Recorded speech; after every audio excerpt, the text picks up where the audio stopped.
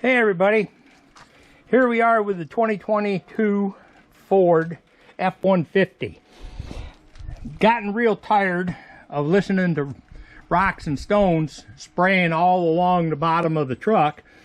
And on this truck, there's this bracket that comes down, and I don't know if you can see those two bolts or not. I kind of got my head in the light there.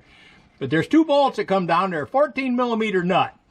And what I've did is thought about it, and I am cutting a piece of angle iron that will bolt onto those, and then they'll come straight out to the side. I'm going to build a set of mud flaps. Part of it's going to be up here in the front to cover up this area here, and it'll come over into here, and the other part will come out all the way back here and see what we can do to stop the stone from flying up in. So I've got it, a mud flap's going to come all the way up in. This is what the template looks like that I've cut for it. So I got some cardboard and I worked at it and I cut a template, but this back piece here is going to go in back of the splash guard, and the other part will be up here in the front. So it's going to come out. If I can get this back through there again.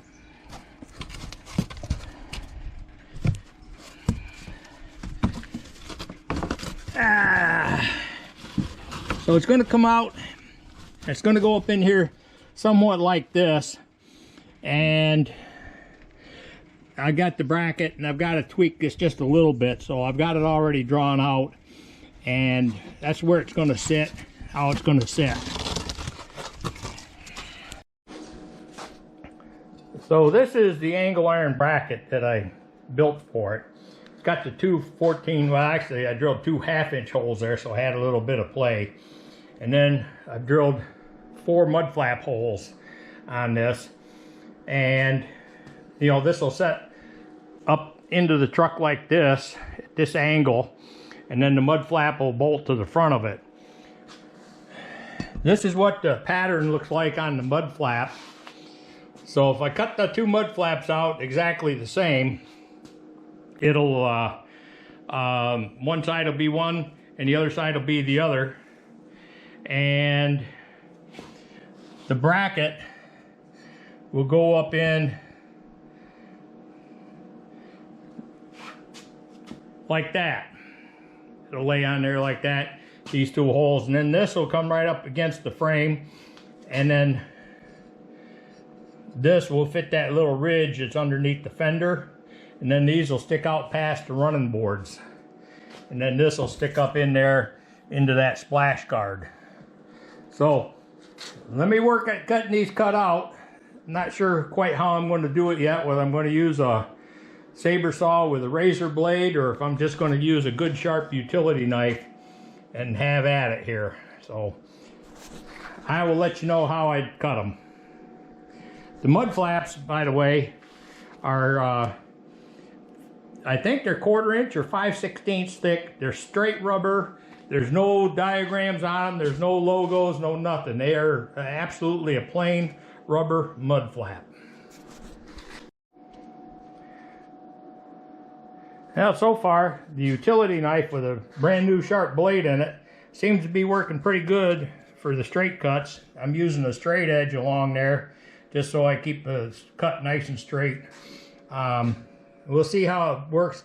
Once I get up into the curve, I may end up having to cut the curve on one flap and then cut the curve on the other flap. But I'll cut all the straight parts while their 2 mud flaps are stuck right together. They're stuck right to each other pretty good here. So let me continue to work with a utility knife cutting on these. I'm going to change the blade here now, put another sharp blade in it. Well, I've got the cuts done. Let's see how, I'm not gonna try to peel these off one at a time.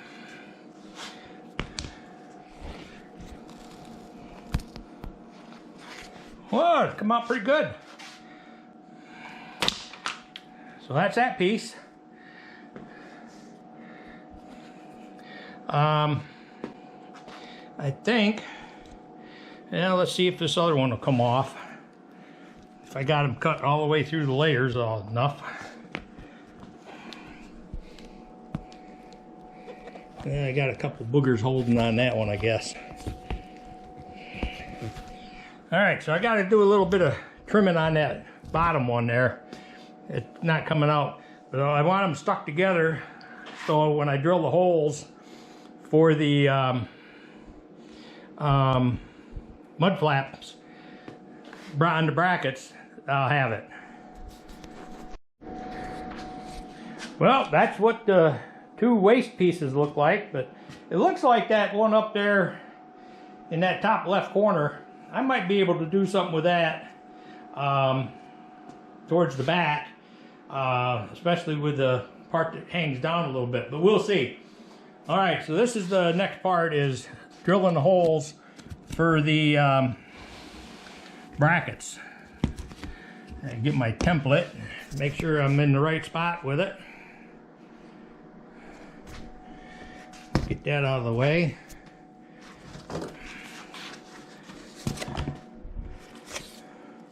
Where are we at? All right, so template's on here, and you can see what I did here is I left this part out a little bit on the under the floorboards or the running boards, so that comes straight down. So here's where I need to drill the holes for the metal bracket. So let me see about getting that done. No money invested other than what I paid for them. They ain't no compliments here, but these Milwaukee 18 volt tools make life beautiful. So the holes are drilled. Now it's just mounting them up on the brackets. I got to go out and get my winter tires, and I'm going to pull the tires off and then get these things mounted. And as I'm doing that, we'll take a couple pictures. I'm going to use elevator bolts.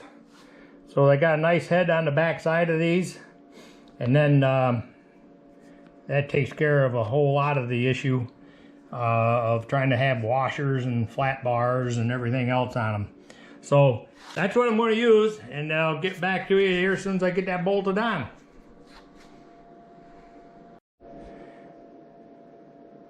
Well, I have a little bit of a concern. This rubber is a lot flimsier or limper than I expected it to be. But this is how they're going to bolt on both sides of the truck. So this one goes over on the right hand side, and that one over there on the far side goes on this side on the left hand side. So let me go get my tires, get it up on jacks, get the tires off, and then see what we can do to mount them. Okay, got the wheel off. That's where it's all going to bolt up to on the back side there. There's just about enough thread down there where I can get one full nut on once I get these pieces of angle iron on. So let's see how that goes.